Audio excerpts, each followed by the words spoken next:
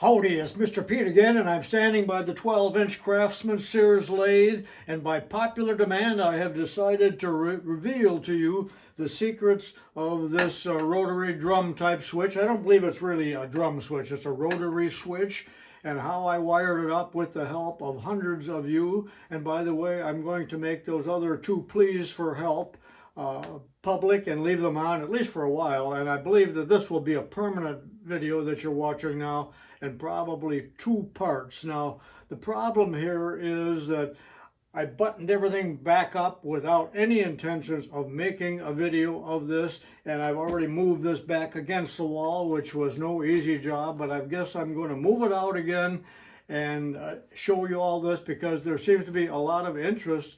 A lot of people have the same problem, evidently. Again, thank you for the over 100 people that submitted help to me.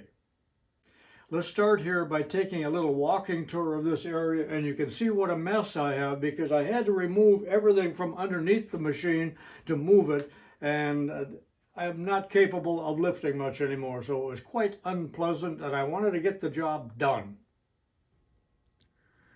I'm in the middle of making a video, and it will be part 6 of a 6-part video on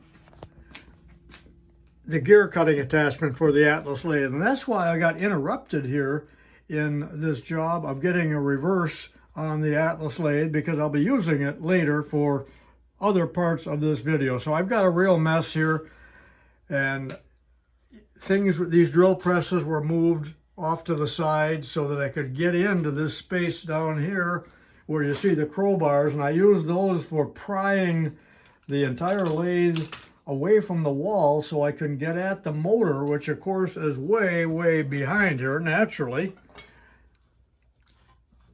It's kind of dark here, but you know, the motor is in here, so the connection box, as you can see or can't see, is totally inaccessible without moving the machine out.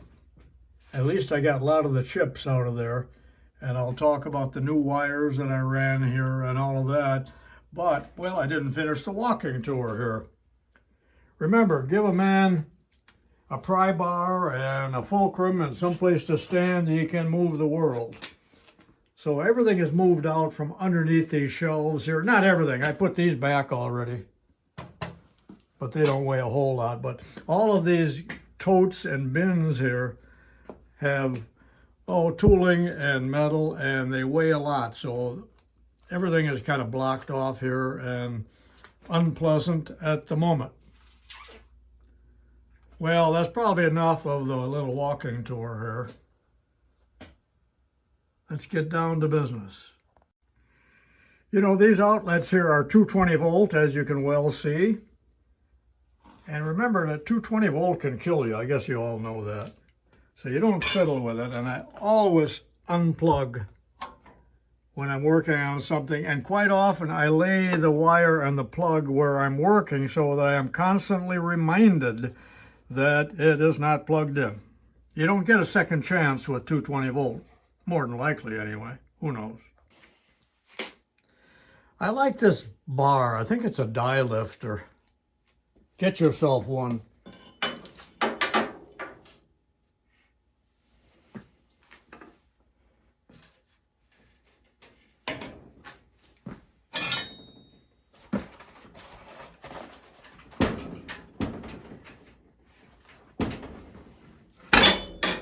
Can't budge it.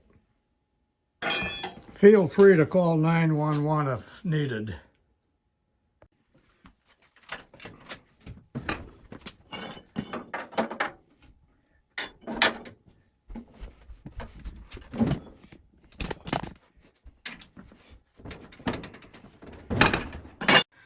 I'm going to resort to an old trick here by the Egyptians. So I got a roller under here. I pried it up.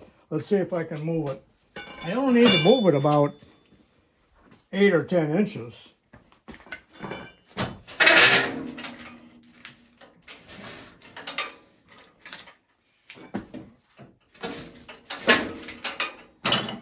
There.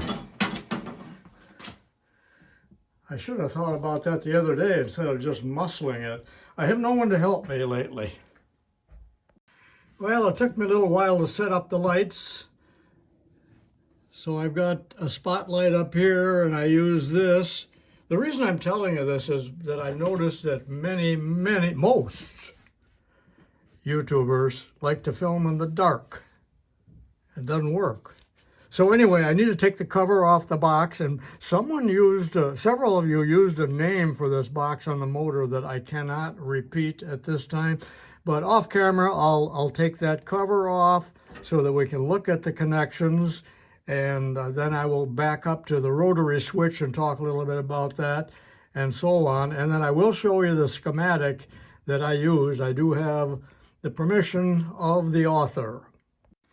Let's talk a little bit about these switches to start with. Again, at the high school, we had this exact kind of switch on the Sheldon lathes, and they served very well all those years. And I think I mentioned something about that in that follow-up video. But here's an old one I had in stock. It must have come from an auction. It's missing parts. I thought maybe I could use it, but I really can't. But someone has also soldered in here with acid core solder. So they didn't know what they were doing. But also on this machine, back in that motor box there, when I removed the wire nuts and clipped them off because they were soldered, and then I realized they too had been soldered with acid core, and that just makes a mess, and the corrosion is terrible. Never use acid core, you gotta use rosin core. My dad told me that when I was 11. But what I started to say is that it's very difficult to wire this switch because you got 6 unruly, relatively heavy wires that are so close together, and you're trying to wrap the stranded wires such that you got a good connection, even though these are what we call binding screws. Although someone has tampered with this and they're not the original screws, because I did have to borrow a couple screws out of here because this was missing the screws. And I didn't want to use regular brass screws. I wanted binding screws. If you know what that means, raise your hand if you do. I actually prefer to wire up this type of drum switch much better because you have full access to the wires. And some of these have, instead of wrapping the wire around the terminal, there are little lugs in there where you can insert the wire and tighten it up. That's the kind I like, but this one looks in perfect shape. I don't think that it's ever been used, but that'll be for another job. I'm saving this for the really important job, you know. So in review, this machine was never set up properly for reversing. I just assumed that it was because I made a move with this, as I told you, and I had to remove some wires, but that's so long ago. Anyway, there were 2 wires of this size, and it's like number, well, there's the ends. It's like number 10. So it's so incredibly large in diameter and unruly and stiff. So I took one of the wires off, but I left the original wire, which is also heavy and unruly, and that is the actual power cord that came from the plug, which I showed you a minute ago. So there's 2 wires and a ground, and that goes, I'll talk about the terminals here in a minute. But since I could not find a 4 or 5 conductor wire, especially on a Sunday at our Ace Hardware, who has a very bad selection of wire, I might add, I did take from an old extension cord that I got here. I'm trying to get all this stuff in the frame, and I had marked this 12-3. I can't get in there.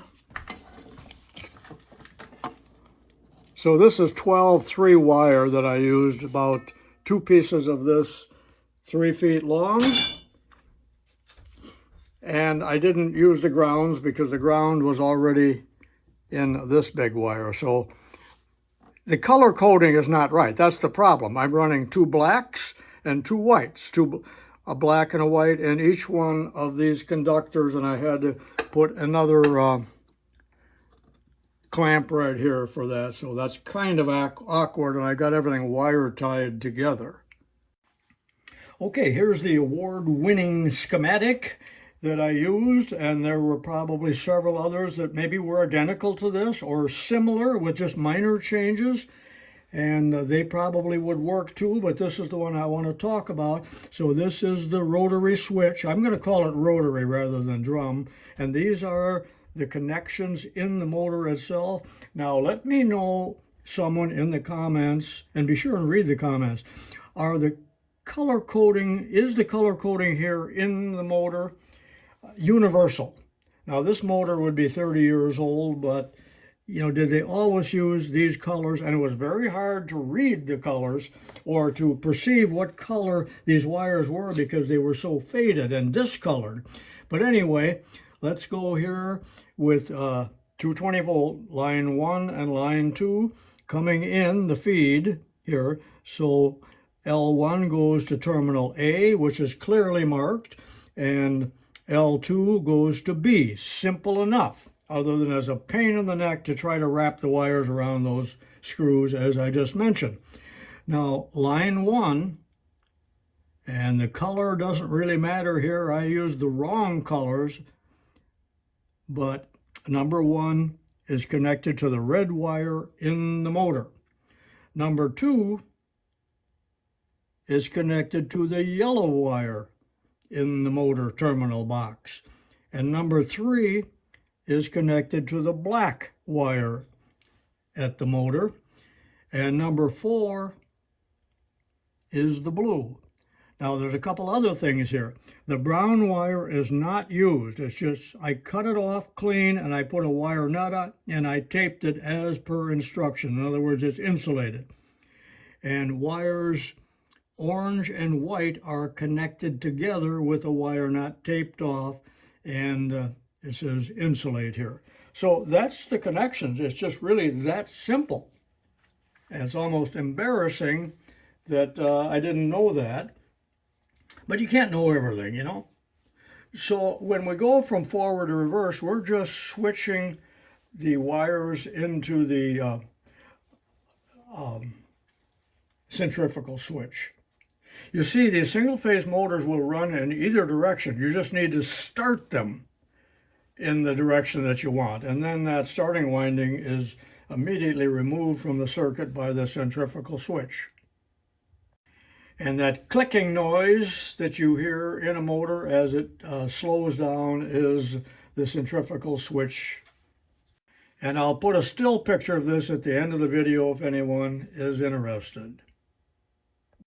And I forgot to mention the very important ground that were grounded at the motor and in the switch. And you guys over there in England call it earth. I like that. I think in Europe too, they call it earth. We call it ground, and it's green here in US. Now, I fully realize that you cannot see where these wires are going because it's just a bunch of spaghetti here, and that's why I showed you on the schematic.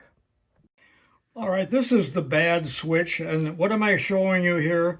A couple things. First of all, there was so much corrosion in there, I did have to take the wife's toothbrush and clean this off right here because it is in the center here that they have marked the terminals 1, 2, 3, 4, and A and B, if you can make those out. So that's the numbering system, which I cannot show you in the other switch, but I do want you to see the close-up here of the damage caused by acid core solder. So that's why you're only seeing black and white wires here, and I had everything marked as I made the connection, and then I taped the terminals over the motor. You'll see that in a minute, because it is so much better if you have colored wires that you can follow, red, white, and so on. But where was I going to get wire like that? I never have seen 4, like number 12.4 or 5.4 in the stores. I know it's available industrially, but not everywhere. Now, someone suggested to get trailer wire used to hook up trailers, that there's 4 or 5 conductors there, but I don't know where you get that, and I don't know if it's heavy enough gauge. Let me also say that a lot of people think that the higher the voltage, the heavier the wire that you need, and actually it's just the opposite. You need very heavy wire for 12 volt and 6 volt starters, But once we get into high voltage, 220 or 440, you can use relatively light wire. But of course, you need to look that up and in a book or whatever, a wiring chart, and determine the correct gauge of wire to use. But of course here, if I use too small a wire, it's either going to trip a breaker or burn through or something of that nature, but it's not going to happen here. Now there are pictures of the motor